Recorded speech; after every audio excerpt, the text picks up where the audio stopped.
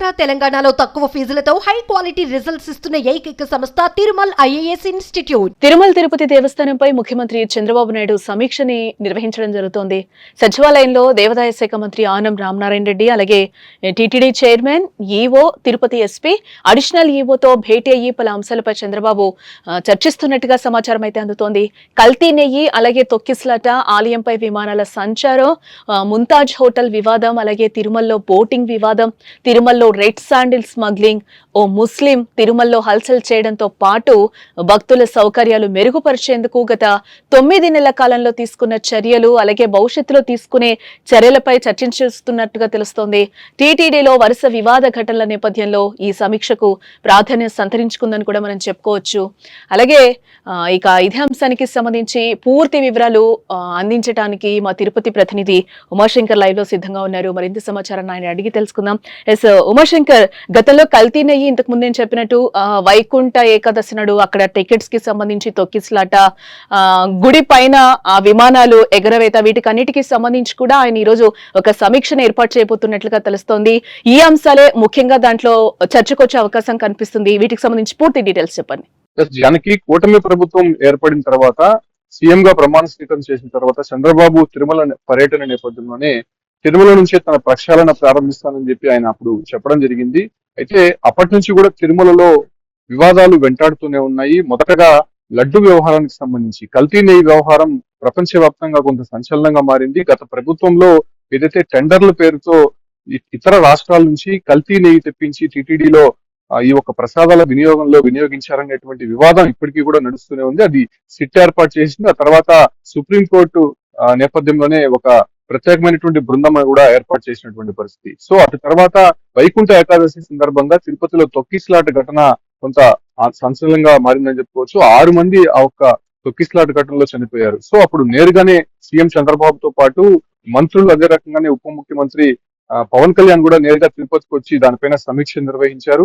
So అటు తర్వాత తిరుమలలో పాపనాశం డ్యామ్ అనేటువంటి ఒక ఏదైతే తిరుమలకి నీరు అందించేటువంటి ఒక ప్రాజెక్ట్ ఉంది. ఆ ప్రాజెక్ట్ లో అటవీ శాఖకు సంబంధించినటువంటి ఒక బోటింగ్ అనేది ఏర్పాటు చేసింది. అది పర్యాటకులకు వచ్చే విధంగా, అక్కడ బోటింగ్ చేసే విధంగా చర్యలు చేపడుతున్నట్టు అక్కడ ట్రయల్ రన్ నిర్వహించడంతో దానిపైన కూడా పెద్ద దుమారం రేగింది. ఎందుకంటే అక్కడ శ్రీవారి భక్తులతో పాటు స్థానికులకి నీరు కల్పించేట్టు ఆ ఒక డ్యామ్ అయితే నిర్మాణం చేపట్టారు. సో ఆ ఒక్క ప్రాంతంలో పర్యాటకులు అక్కడ కొంత సందర్శించడము, అక్కడ బోటింగ్ చేయడం పట్ల టీటీడీ కొంత అభ్యంతరం అయితే వ్యక్తం చేసింది. సో ఆ ఒక్క వ్యవహారానికి సంబంధించి కూడా అటవీ శాఖ ఇప్పటికీ ప్రభుత్వానికి ఒక నివేదిక అయితే ఇచ్చినటువంటి పరిస్థితి. సో అటు తర్వాత తిరుమలలో అనేక సందర్భాల్లో రీల్స్ కి సంబంధించి కావచ్చు, లేదంటే రాజకీయ విమర్శలు, అదే రకంగానే శ్రీవారి ఆలయం పైన ఆగమ శాస్త్రం ప్రకారము ఎటువంటి విమానాలు, హెలికాప్టర్లు రాకపోకలు నిషేధం అని చెప్పి అటు అనేక సందర్భాల్లో కూడా ఆగమ పండితులు చెప్తూనే ఉన్నారు. అయినప్పటికీ కూడా ఈ వివాదానికి సంబంధించి అనేక సందర్భాల్లో విమానయాన శాఖ అధికారులు కూడా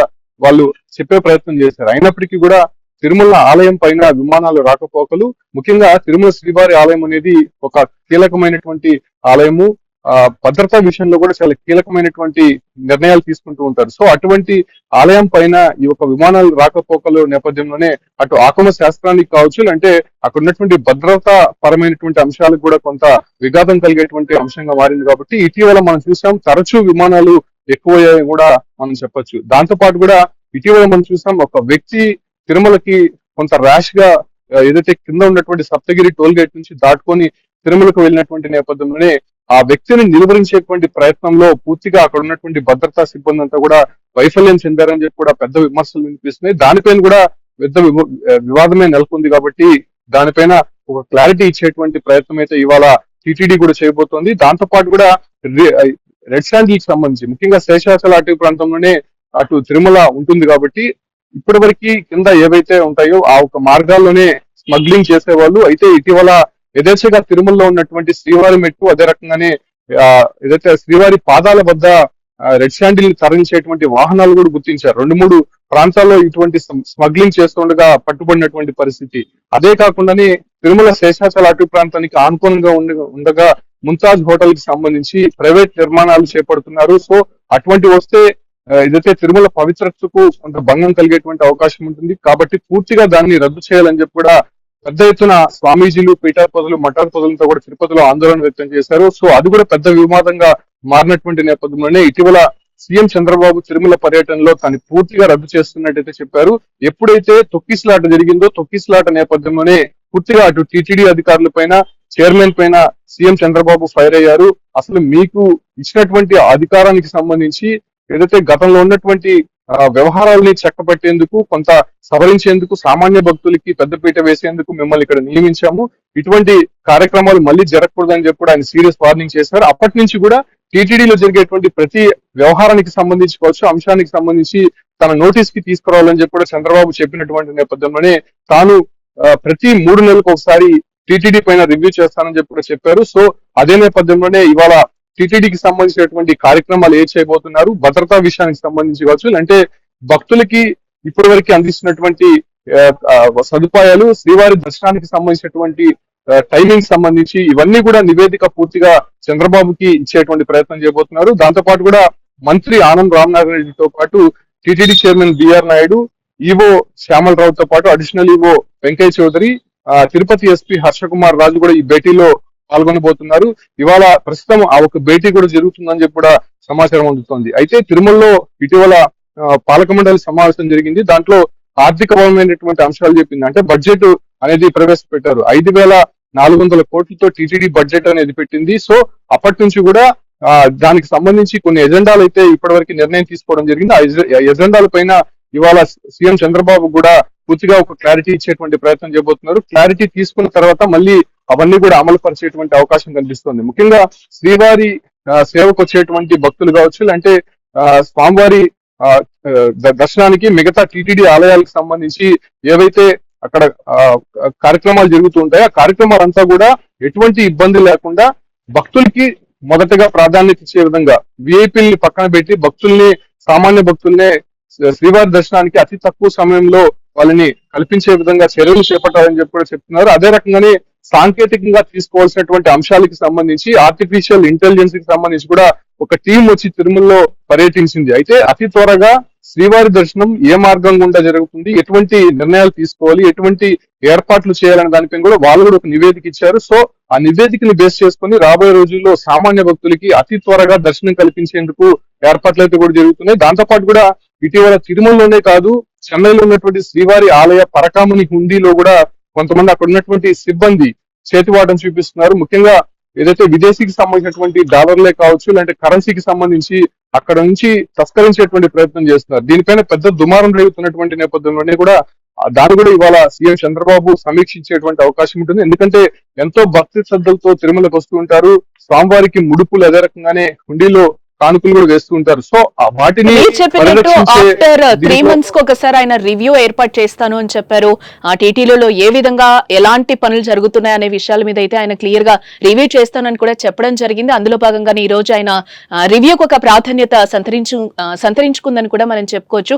ఎస్, ఏవైతే టీటీలో సమస్యలు ఉన్నాయో కల్తీ నెయ్యికి సంబంధించి అవ్వచ్చు, అలాగే మనకి వైకుంఠ ఏకాదశి నాడు తొక్కిసలాటకి సంబంధించి వీటన్నిటికీ ఇప్పుడు మీరు ఏదైతే చెప్తున్నారో పరకామని చాలా ఇష్యూస్ ఉన్నాయి. వీటికన్నిటికీ ఈ రోజు సమీక్షలో సమస్యలన్నిటికీ కూడా కొలిక్కొచ్చే అవకాశం కనిపిస్తుందని అనుకోవచ్చు అంటారా? ఫైనల్ గా అంటే గత పాలక మండలిలో తీసుకున్నటువంటి ఎజెండాలు ఏవైతే ఉన్నాయో అవన్నీ కూడా బోర్డు మెంబర్ల సమక్షంలో అవన్నీ కూడా ఆమోదించడం జరిగింది. ఆమోదించిన తర్వాత ఫైనాన్షియల్ సంబంధించినటువంటి వ్యవహారాలే కాకుండా టీటీడీలో చేస్తున్నటువంటి సదుపాయాలు, వసతి సంబంధించినటువంటి వ్యవహారాలు, అదే రకంగానే వివిధ నియోజకవర్గాల్లో కావచ్చు ప్రతి రాష్ట్రంలో కూడా శ్రీవారి ఆలయ నిర్మాణం జరగాలని చెప్పి కూడా సీఎం చంద్రబాబు ఆదేశాలు ఇచ్చారు. సో దానికి సంబంధించి కూడా బోర్డులో ఒక కీలక నిర్ణయాలు అయితే తీసుకున్నారు. సో ఆ నిర్ణయాలు ఏవైతే తీసుకున్నారో అవన్నీ కూడా సీఎం చంద్రబాబు ముందు ఇవాళ ఉంచేటువంటి అవకాశం ఉంటుంది.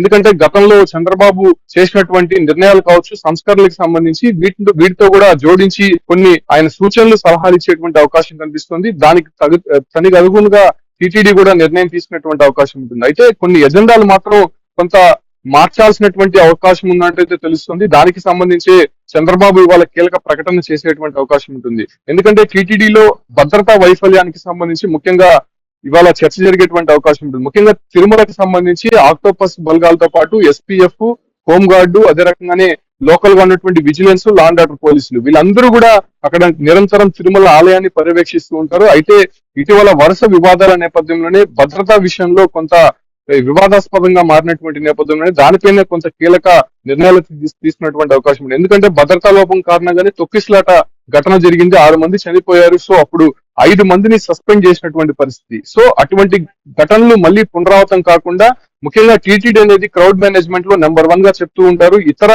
ఆలయాలతో పాటు దేశంలో ఉన్నటువంటి ప్రముఖ ఆలయాల్లో కూడా టీటీడీకి సంబంధించినటువంటి క్రౌడ్ మేనేజ్మెంట్ ని వాళ్ళు ఎగ్జాంపుల్ గా తీసుకుంటూ ఉంటారు. సో అటువంటి క్రౌడ్ మేనేజ్మెంట్ ని మెయింటైన్ చేసేటువంటి టీటీడీ కనీసం వైకుంఠ ఏకాదశికి సంబంధించినటువంటి టోకన్ల జారీలో ఎందుకు మిస్టేక్ చేసిందనే దానిపైన పెద్ద వివాదం రేగినటువంటి నేపథ్యంలోనే దానిపైనే ప్రధానంగా ఇవాళ చర్చకొచ్చేటువంటి అవకాశం ఉంటుంది. ముఖ్యంగా భక్తుల భద్రత విషయంలో ప్రధానమైనటువంటి అజెండాగా తీసుకొని దానికి సంబంధించి నిర్ణయాలు తీసుకోబోతున్నారు. దానికి తర్వాత ఆర్థిక పరమైనటువంటి అంశాలకు సంబంధించి కొన్ని కీలక నిర్ణయాలు తీసుకునేటువంటి అవకాశం అయితే కనిపిస్తోంది Janaki. Right Shankar, thanks for the update.